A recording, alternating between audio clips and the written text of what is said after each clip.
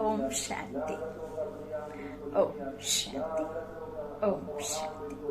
17/5/2021 प्रातः मुरली। ओम शांति। बाप दादा मधुबन। आज मीठे मीठे प्यारे प्यारे शिव बाबा ने मीठे मीठे बच्चों से कहा, मीठे बच्चे, बाबा आए हैं आप बच्चों को अपने समान महिमा लायक बनाने। बाप की जो महिमा है वह अभी तुम धारण करते हो। प्रश्न है, भक्ति मार्ग में परमात्मा माशूक को पूरा ना जानते भी कौन से शब्द बहुत प्यार से बोलते और याद करते हैं? बाबा ने उत्तर में कहा, बहुत प्यार से कहते और याद करते हैं, हे माशूक, तुम जब आएंगे तो हम सिर्फ आपको ही याद करेंगे और सबसे बुद्धि योग तोड़ आपके साथ जोड़ेंगे। कहते हैं ना, तन मन धन सब कुछ है तेरा, तेरा तुझको अर्पण क्या लागे मेरा। ऐसा कहते, तो बुद्धि योग तोड़ आपके साथ जोड़ेंगे। अब बाप कहते हैं, बच्चे मैं आया हूँ तो देही अभिमानी बनो। तुम्हारा पहला फर्ज है प्यार से बाप को याद करना। मीठा बाबा, प्यारा बाबा, मेरा बाबा। तो बाबा कहते हैं, अगर तुम देह के संबंध को याद करेंगे तो आपको सारे रिश्ते नाते ही याद आएंगे। मुझे याद करना है तो आत्मा समझोगे, तभी तुम मुझ तक पहुंच पाओगे। ओम शांति। मीठे मीठे जीव की आत्माओं को परमपिता परमात्मा, जिसने अब शरीर का लोन लिया है, ब्रह्मा तन का आधार, बैठ समझाते हैं, सम्मुख हो समझाते हैं कि मैं साधारण बूढ़े तन में आता हूँ, आकर बहुत बच्चों को पढ़ाता हूँ। ब्रह्मा मुख वंशावली ब्राह्मण बच्चों को ही समझाएंगे, जरूर मुख द्वारा ही समझाएंगे। और किसको समझाएंगे? कहते हैं, बच्चे तुम मुझे भक्ति मार्ग में बुलाते आए हो। हे पतित पावन, भारत खास और दुनिया में आम बुलाते हैं। भारत ही पावन था और बाबा ने यह बात भी कही है कि जो जितना जास्ती गिरा है उतना ही उठेगा और जो जितना उठा है उतना गिरेगा भी। तो अभी के नजारे आप देख भी रहे हैं कि सबसे ज्यादा भारत देश ही नीचे गिरा है और सबसे ज्यादा भारत देश ही उठेगा। तो बाबा ने यह भी कहा कि जो कहना चाहिए कि जो बैगर टू प्रेस बनना है तो फिर उसके लिए तो नीचे गिर के ही उठना होता है। इस तरह से बाबा कहते हैं, भारत ही पावन था, बाकी सब शांति धाम में थे। तो बाबा को बुलाते हैं। बच्चों को यह स्मृति में रखना चाहिए कि सतयुग त्रेता किसको कहा जाता है, द्वापर कलयुग किसको कहा जाता है, उनमें कौन कौन राज्य करते थे। तुम्हारी बुद्धि में पूरी नॉलेज है कि जब सतयुग था तो महाराजा महारानी लक्ष्मी नारायण का राज्य था, एक राज्य, एक धर्म है। तो आदि अनादि जो बाबा ने कहा है ना, यह ड्रामा बना हुआ है। तो द्वापर और कलयुग किसको कहा जाता है? बाबा कहते हैं, और सतयुग त्रेता। तो सतयुग त्रेता में जो था वह हमारा कहना चाहिए कि सुख की दुनिया थी और राम सीता चंद्रवंशी का राज्य त्रेता में, और सतयुग में महाराजा महारानी का अर्थात लक्ष्मी नारायण का, फिर राजा रानी का, फिर द्वापर और कलयुग बाबा कहते हैं किसको कहा जाता है। तो उनमें कौन कौन राज्य करते थे? तो द्वापर कलयुग तो रावण राज्य है। तो पूरी दुनिया ही रावण की गिरफ्त में है, सीताएं गिरफ्त में है ना रावण की।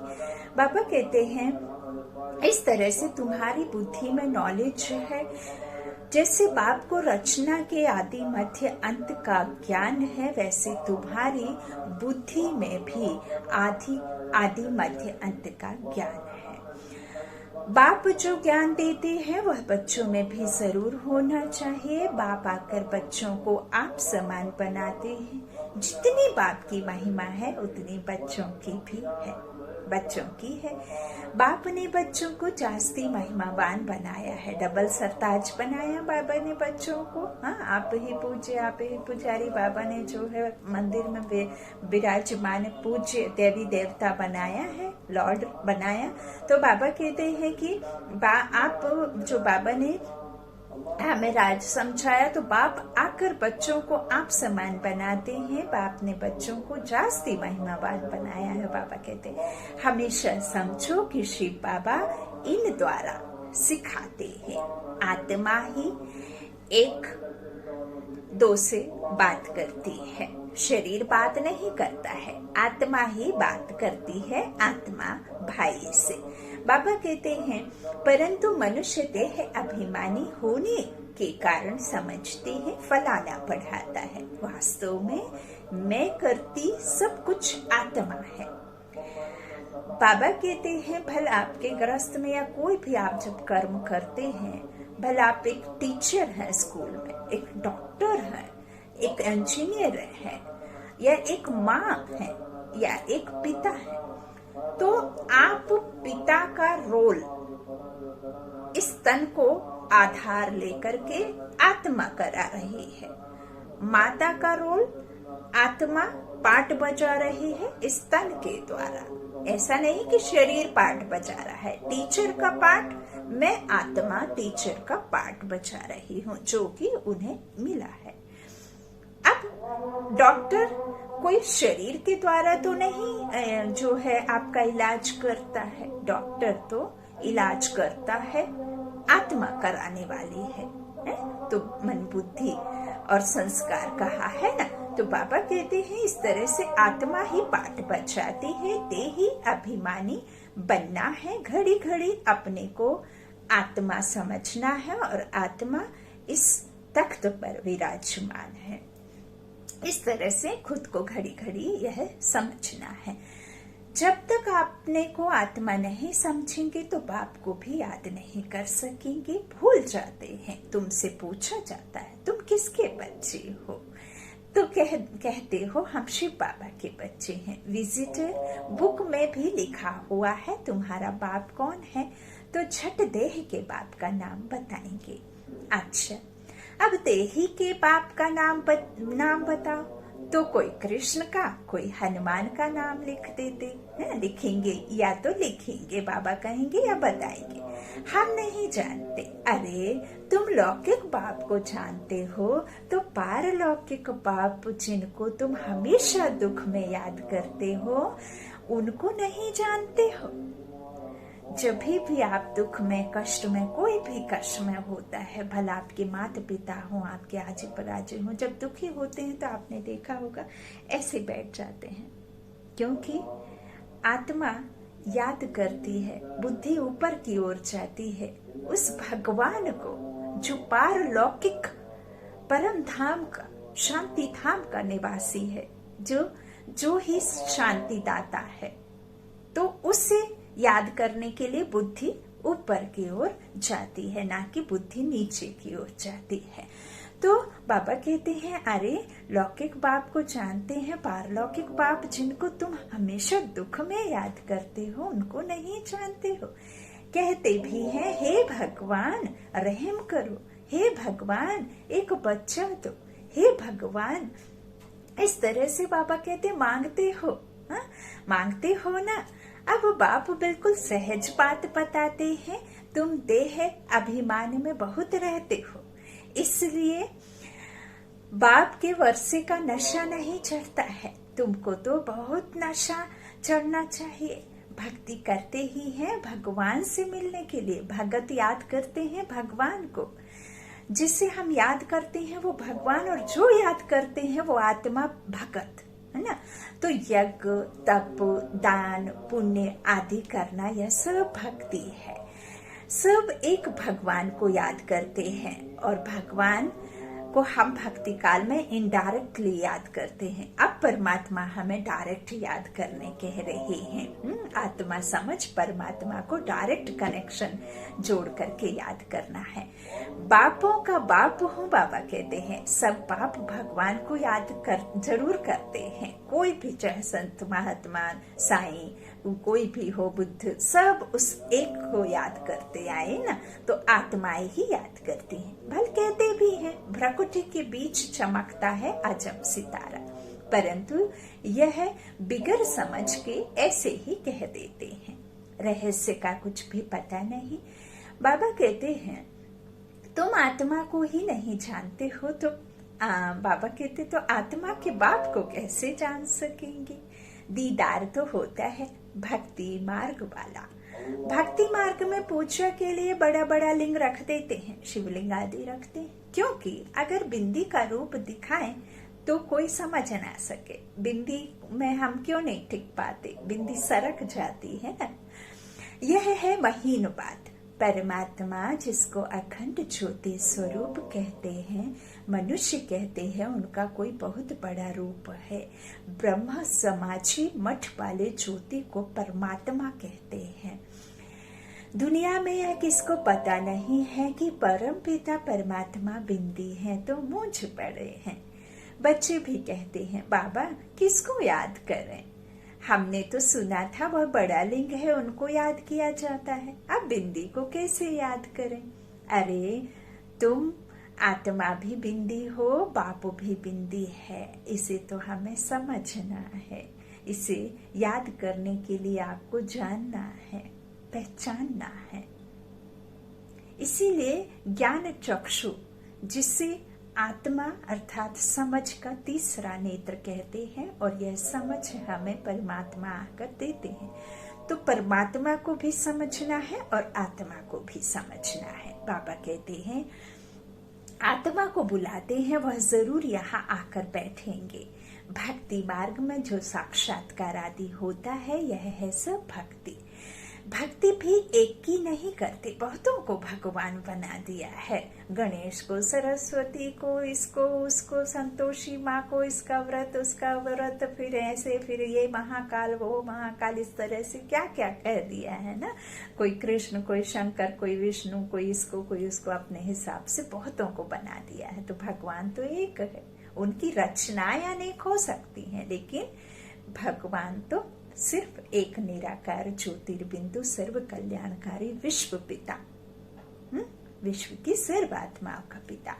तो बाबा कहते हैं इस तरह से बहुतों को भगवान बना दिया है। भगत जो भक्ति करते रहते हैं उनको भगवान कैसे कहेंगे। जो भक्ति करने वाला है उसको भगवान तो नहीं कहेंगे, और भगत जो भक्ति करते हैं अर्थात याद ही उसे करते हैं, तो फिर कैसे अनेक हो सकते हैं। उनको भगवान कैसे कहेंगे जो जन्म मरण में आते हैं, जो शरीर लेते हैं, तो अगर परमात्मा सर्वव्यापी कहते हैं तो फिर भक्ति किसकी करते हैं। सो भी भिन्न भिन्न प्रकार की भक्ति करते हैं। बाप समझाते हैं बच्चे ऐसे मत समझो कि हमको अनेक वर्ष जीना है, आए हैं तो जाना जरूर है।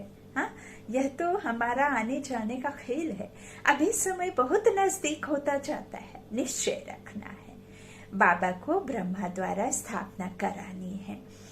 बाबा कहते हैं, बाप खुद कहते हैं, मैं इस द्वारा तुमको सृष्टि के आदि मध्य का राज बताता हूँ। गाते भी हैं ब्रह्मा द्वारा स्थापना। तो अब ब्रह्मा को बूढ़ा भी दिखाया है, तो ब्रह्मा तो यहाँ ही होगा ना। उसके द्वारा जब स्थापना कराना है तो प्रजापिता ब्रह्मा यहाँ ही होना है। सतयुग में कैसे संभव है। सतयुग तो ऑलरेडी स्थापित हो चुका होता है, और वहां तो फिर पालना होती है विष्णु के द्वारा, है ना। तो बाबा कहते हैं यहाँ ही स्थापना कराते हैं। बाबा कहते हैं गाते भी हैं ब्रह्मा के द्वारा स्थापना। यहाँ नहीं जानने की नई, बाबा कहते यहाँ नहीं जानते कि नई दुनिया को विष्णुपुरी कहा जाता है, अर्थात विष्णु के दो रूप राज्य करते थे। किसको पता नहीं है कि विष्णु कौन है। तुम जानते हो कि यह ब्रह्मा सरस्वती ही फिर विष्णु के दो रूप लक्ष्मी नारायण बन पालना करते हैं। ब्रह्मा द्वारा स्थापना विष्णु पुरी अर्थात स्वर्ग की फिर पालना करेगी। तुम्हारी बुद्धि में आना चाहिए बाप ज्ञान का सागर है, मनुष्य सृष्टि का बीज रूप है। बीज से ही तो टाल टालियां पत्ते आदि निकलते हैं, लेकिन पता नहीं होता कि वो बीज इतना छोटा लगाए तो कितना बड़ा वृक्ष होगा, है ना। तो बीज रूप परमात्मा ऊपर नीचे में रचना। तो बाबा कहते हैं इस तरह से मैं मनुष्य सृष्टि का बीज रूप हूँ। वह इस ड्रामा के आदि मध्य अंत को जानते हैं। वही पतित पावन है, जो बाप का धंधा है वही तुम्हारा धंधा है। बाबा कहते हैं हम रूहानी सर्विस के लिए बाबा ने बच्चों को निमित्त बनाया है, तो बाबा कहते हैं कि वही तुम्हारा धंधा है जो बाप का है। तुम भी पतित से पावन बनाते हो। दुनिया में एक बाप के 3-4 बच्चे होंगे, कोई बच्चा बहुत ऊंचा चढ़ा हुआ होगा, कोई बिल्कुल नीचे होगा। यहाँ तुमको बाप एक ही धंधा सिखाते हैं कि तुम पतितों को पावन बनाओ। बाबा कहते हैं सबको यह लक्ष्य दो कि शिव बाबा कहते हैं मुझे याद करो। गीता में कृष्ण भगवान वाच उल्टा ऐसा होना तो ऐसा कर दिया है। जो ऊपर बीज रूप को याद करने की बात भगवान वाच निराकार शिव का नाम डालना था, तो जो जन्म मरण में नीचे आते हैं इस धरा पर, इस शरीर में आकर के जन्म मरण में आने वाले देवता देवी देवता हैं, फिर वो मार्ग में गिरे तो वो कनिष्ठ तमो प्रधान में आए, सतोरजो तमो में आते हैं, तो उनका नाम फिर उल्टा लिख दिया है। तुमको समझाना है भगवान तो निराकार पुनर्जन्म रहित है, तो वो पुनर्जन्म रहित है तो पारलौकिक पार ब्रह्म परमेश्वर कहते हैं, तो एवर प्योर जो अशरीरी है उसका नाम लिखना। तो बाबा कहते हैं कि यह समझाना है कि वह पुनर्जन्म रहित है। बस यही भूल है, यही बहुत बड़ी भूल है। बाबा कहते हैं अभी तुम बच्चे कृष्णपुरी के मालिक बन रहे हो। कोई राजधानी में आते हैं, कोई प्रजा में। कृष्णपुरी कहा जाता है क्योंकि कृष्ण सभी को बहुत ही प्यारा है। बच्चे प्यारे लगते हैं ना, क्योंकि वह सतो प्रधान अवस्था में कृष्ण जो प्रिंस, तो बच्चे सभी सतो प्रधान अवस्था में रहते हैं, इसीलिए बहुत प्यारे लगते हैं। और उन्हें कहते भी हैं 5 वर्ष तक उनका कहते हैं ना, ऐसा आपने सुना है कि इनमें भगवान का रूप होता है, क्योंकि वो कुछ भी नहीं जानते ना, विकारों को, इस संसार के दुख सुख को कुछ भी नहीं। तो इस तरह से बाबा कहते बच्चे प्यारे लगते हैं ना। बच्चों का भी माँ बाप से प्यार हो जाता है, प्यार सारा बिखर जाता है। अब बाप समझाते हैं तुम अपने को शरीर मत समझो। बाबा कहते हैं कृष्ण तो सभी को प्यारा लगता है ना, तो अब आप समझाते हैं तुम अपने को शरीर मत समझो, घड़ी घड़ी अपने को आत्मा निश्चय करो, आत्माभिमानी बनो। बाप भी निराकार है, यहाँ भी शरीर लेना पड़ता है। बाबा कहते हैं समझाने के लिए, बिगड़ शरीर तो समझा नहीं सकेंगे। तुमको तो अपना शरीर है, बाबा फिर लोन लेते हैं। हमको तो अपना शरीर है, बाबा लोन लेते हैं, लीज पर कहो, उधार कहो, थोड़े समय के लिए कहो। तो बाकी इसमें प्रेरणा आदि की बात ही नहीं है ना। तो बाप खुद कहते हैं मैं यह शरीर धारण कर बच्चों को पढ़ाता हूँ, क्योंकि तुम्हारी आत्मा जो अभी तमो प्रधान बन गई है, जो फूल से कांटा बनी हुई है, जो जंक चढ़ी हुई है, उसे वॉश करते, मुँह पतीले कपड़े धोए, ऐसे कहते हैं ना, माँ कितने गंदे बच्चों के कपड़े धोती है। तो हम आत्माएं भी तो इतनी गंदी हो गई हैं, तो उसे धोने के लिए बाबा तमो प्रधान से सतो प्रधान बनाने के लिए आते हैं। तो बाबा कहते हैं मैं यह शरीर धारण कर बच्चों को पढ़ाता हूँ, है ना। इसमें कोई प्रेरणा आदि की बात नहीं है। बाबा कहते हैं तुम आत्मा जो तमो प्रधान बन गई हो, उनको सतो प्रधान बनाना है। गाते भी हैं पतित पावन आओ, परंतु अर्थ नहीं समझते। बाबा कहते हैं अभी तुम समझते हो, बाप कैसे आकर पावन बनाते हैं यह भी तुम जानते हो। सतयुग में सिर्फ हमारा ही छोटा झाड़ होगा, तुम स्वर्ग में जाएंगे। बाकी जो इतने खंड हैं उनका नाम निशान नहीं होगा। भारत खंड ही स्वर्ग होगा। अभी भी इन बातों पर कोई विश्वास करने तैयार ही नहीं है। साइंस के ऊपर जो विश्वास करते हैं वो साइलेंस के ऊपर विश्वास करते ही नहीं हैं। समझते हैं कि साइंस इतना दिनों दिन तरक्की करेगा। अभी कलयुग छोटा बच्चा है, अभी लाखों वर्ष की आयु पड़ी हुई है, हजारों वर्ष है बाबा कहते हैं, ऐसा समझते हैं। अभी बिल्कुल नींद में सोए हुए हैं, गहरी नींद में, कुंभकर्ण की नींद में सोए हुए हैं। बाबा कहते हैं छोटा झाड़ होगा, तुम स्वर्ग में जाएंगे, बाकी जो इतने खंड हैं उन सब का नाम निशान नहीं होगा। भारत खंड ही स्वर्ग और भारत ही अखंड है। इस तरह से परम पिता परमात्मा ही आकर हेवन की स्थापना करते हैं। स्वर्ग की अभी यह नर्क है, हेल है। प्राचीन भारत खंड ही है जहाँ देवताओं का राज्य था, अब नहीं है। बाबा कहते हैं उन्हों के यहाँ मंदिर हैं, चित्र हैं, तो भारत की ही बात हुई। यह कोई भी भारतवासी की बुद्धि में नहीं आता कि भारत स्वर्ग था। यह लक्ष्मी नारायण मालिक थे और कोई खंड नहीं था। अब तो अनेक धर्म आ गए हैं, भारतवासी धर्म भ्रष्ट कर्म भ्रष्ट बन गए हैं। कृष्ण को श्याम सुंदर कह देते हैं, परंतु अर्थ नहीं समझते कि जब वो सुंदर थे तब उन्हें श्याम कह ही नहीं सकते, और जब वो श्याम है तब उसे सुंदर, और जब सुंदर तब श्याम नहीं कह सकते, है ना। तो जब 16 कलाओं में संपूर्ण रहते हैं तब वो श्याम नहीं होते हैं। वो तो वाम मार्ग में गिर काम चिता पर बैठ काले हुए, तब उन्हें जो श्याम कहा गया, काला कहा गया। तो बाबा कहते हैं अर्थ नहीं समझते। बरोबर यह सांवरा था ना, कहते हैं कृष्ण को सर्प ने डसा तो सांवरा हो गया। अब वह तो सतयुग का प्रिंस था, तो सतयुग में कैसे किसी को कोई सर्प डस लेगा, कैसे काला कर देगा उसको, जबकि वो तो सतो प्रधान अवस्था। वहां तो कोई इस तरह से कोई कांटा चुभाने वाला, कोई सांप बिच्छू जहर उगलने वाले या कोई प्रकृति आपको दुख देती ही नहीं। कोई एक्सीडेंट, कोई सांप बिच्छू की बात तो होती नहीं। तो बाबा कहते हैं कि ऐसा कह देते हैं कि सर्प ने डसा तो सांवरा हो गया। अब कौन सा सर्प डसा? काम विकार में जो ये हमारे माया रूपी रावण ने डसा ना, तब वो सांवरा हुआ। सतो प्रधान अवस्था में तो हो ना सके। बाबा कहते हैं अब वह तो सतयुग का प्रिंस था, कैसे काला हो गया? अभी तुम यह बातें समझते हो, है ना। कितनी प्यारी प्यारी बातें बाबा लिखते हैं, कितना मन मोहने वाली और कितना धारणा करने वाली बातें सच्ची सच्ची लिखते हैं। कितना मजा आता है मुरली में।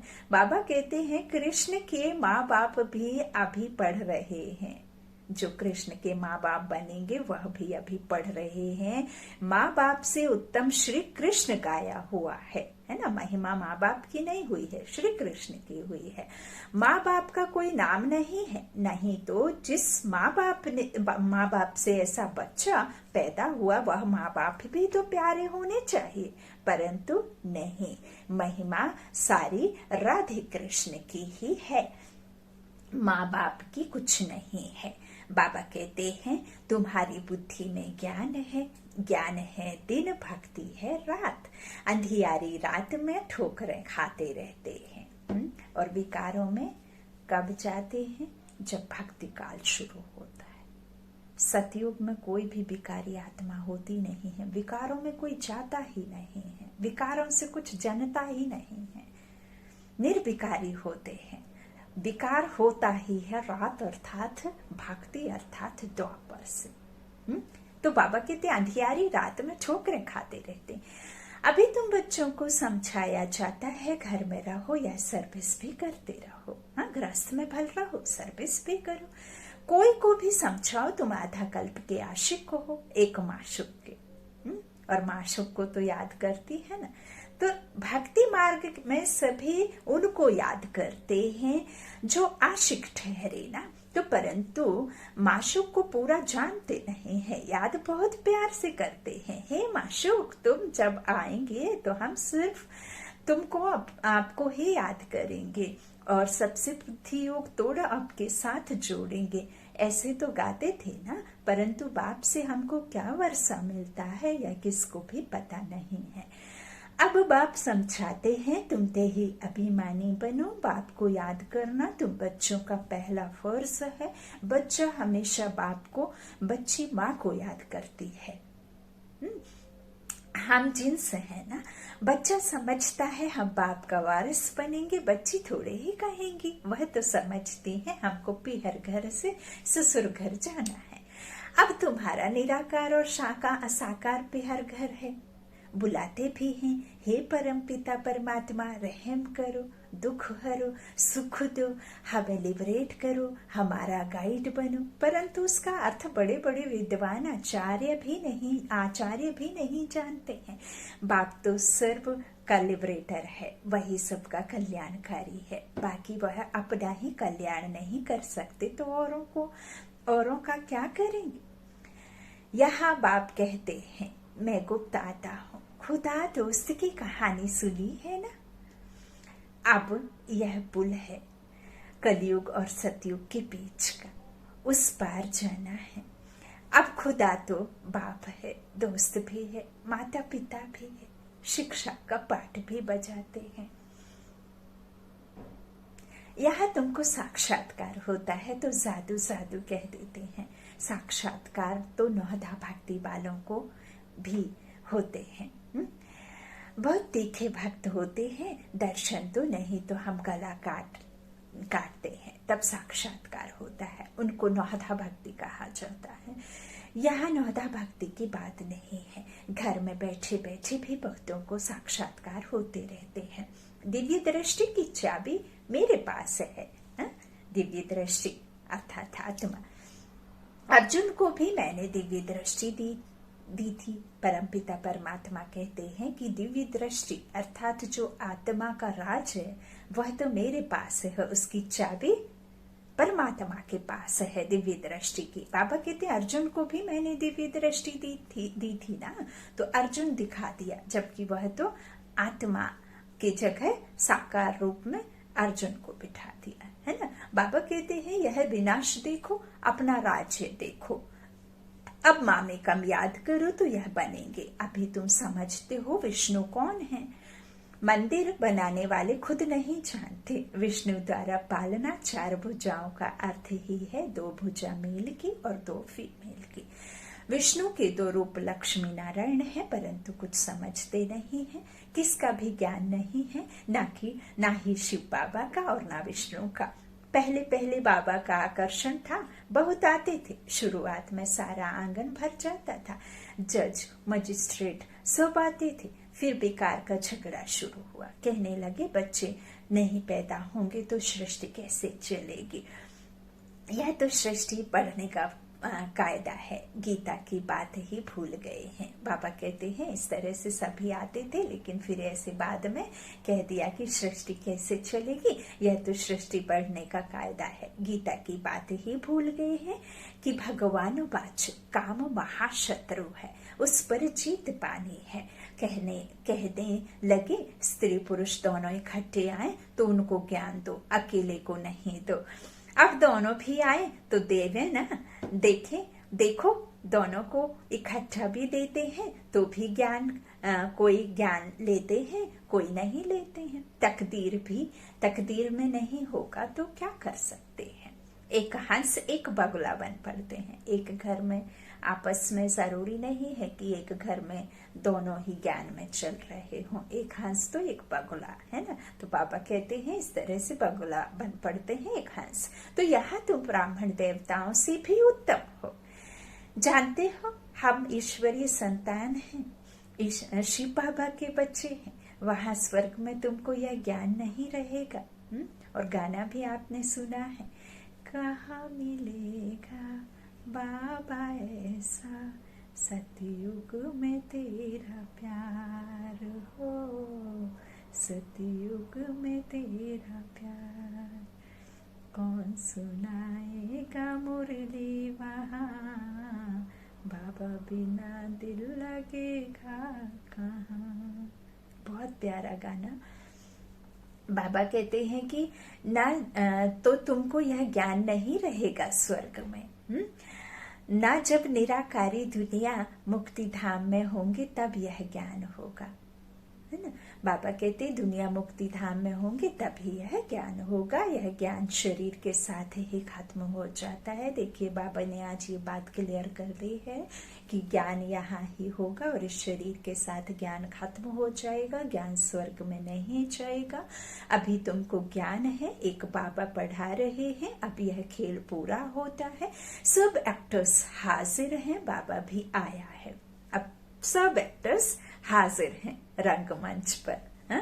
इस दुनिया तो पूरा खेल होता है, सब एक्टर्स हाजिर हैं, बाबा भी आया है, रही हुई आत्माएं भी आती रहती हैं, परम धाम से आना जाना लगा रहता है। जब सब आ जाएंगे तब विनाश होगा, अभी जास्ती पेड़ बढ़ना है, सबको बाप साथ ले जाएगा, सबको जाना है, इस पतित दुनिया का विनाश होना है। अच्छा, बाप दादा का याद प्यार ले लीजिए। मीठे मीठे सीखी लाधे बच्चों प्रति माता पिता बाप दादा का याद प्यार और गुड मॉर्निंग। रूहानी बाप की रूहानी बच्चों को नमस्ते। हम रूहानी बच्चों की रूहानी माता पिता बाप दादा को याद प्यार और गुड मॉर्निंग। शुक्रिया बाबा, मीठे बाबा, प्यारे बाबा, सबका साथी सबका सहारा, मेरा बाबा मेरा बाबा। धारणा के लिए मुख्य सहराज बाबा ने पहला बच्चों से कहा, पतित से पावन बनने का धंधा जो बाप का है वही धंधा करना है, सबको लक्ष्य देना है कि बाप को याद करो और पावन बनो। दूसरा बाबा ने कहा, यह ब्राह्मण जीवन देवताओं से भी उत्तम जीवन है, इस नशे में रहना है, बुद्धि का योग और सबसे तोड़ एक माशूक को याद करना है। ये ज्ञान मेरा है यह कहकर घमंड नहीं, ईश्वर का ज्ञान है। मैं ये शरीर हूँ यह इस बात का घमंड नहीं, मैं आत्मा हूँ इस बात का घमंड करना है। मुझे यह ज्ञान स्वयं परमात्मा ने दिया है इस बात का घमंड करना है। ईश्वर मेरा बाप है इस बात का घमंड करना है।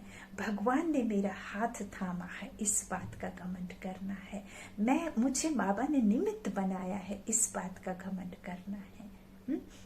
बाबा ने कहा कि सबसे तोड़ एक माशूक को याद करना है, बुद्धि का योग। आज का वरदान बाबा ने कहा, आसक्ति को अनासक्ति में परिवर्तन करने वाले शक्ति स्वरूप भव। शक्ति स्वरूप बनने के लिए आसक्ति को अनासक्ति में बदली करो। अपनी देह में, संबंधों में, कोई भी पदार्थ में यदि कहा भी आसक्ति है तो माया भी आसक्ति है और शक्ति रूप नहीं बन सकते, इसलिए पहले अनासक्त बनो, तब माया के विघ्नों का सामना कर सकेंगे।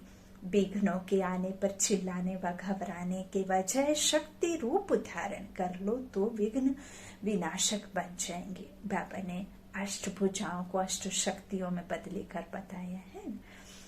आज का स्लोगन है, रहम निस्वार्थ और लगाव मुक्त हो, स्वार्थ वाला नहीं।